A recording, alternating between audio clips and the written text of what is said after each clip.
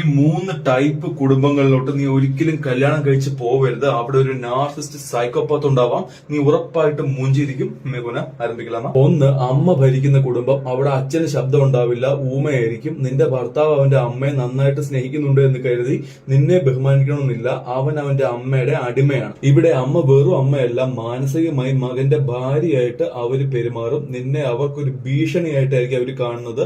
നീ ഹാപ്പി ആയിട്ടിരിക്കുന്ന കണ്ടു കഴിഞ്ഞാൽ മകന്റെ അടുത്ത് കുത്തിരിപ്പുണ്ടാക്കി നിന്നെ മൂഡ് ഓഫ് ആക്കിയിരിക്കും. ഇനി അമ്മ ഭരിക്കുന്ന കുടുംബത്തിൽ നിന്ന് പെണ്ണിനെ കിട്ടിയാൽ ആ തള്ളയുടെ വൃത്തികെട്ട പെരുമാറ്റം കണ്ടിട്ടാവും അവളും വളർന്നിരിക്കുന്നത്. അവരുടെ ഫോട്ടോസ്റ്റാറ്റ് പെരുമാറ്റമാവും നിന്റെ അടുത്തോട് കാണിക്കുന്നത്. 2, വീട്ടിലെ സ്ത്രീകളും സ്ത്രീവിരുദ്ധരായ കുടുംബം. അവർക്ക് പെണ്ണുങ്ങള് ആണിന് അടിമപ്പണി ചെയ്യാൻ വേണ്ടി ഉള്ളവരാണ് എന്ന ഒരു ആറ്റിറ്റ്യൂഡായിരിക്കും. തിരിച്ച് ആട്ടും തുപ്പും കിട്ടിയാൽ എല്ലാം സഹിച്ച് ഒന്നും പ്രതികരിക്കാതെ അവന് ഭക്ഷണം ഉണ്ടാക്കി കൊടുത്ത് അവന്റെ കൂടെ കിടക്കാനുള്ള ഒരു മെറ്റീരിയലായിട്ട് ആ വീട്ടിലെ അമ്മയും പെങ്ങന്മാരും നിന്നെ കാണൂ.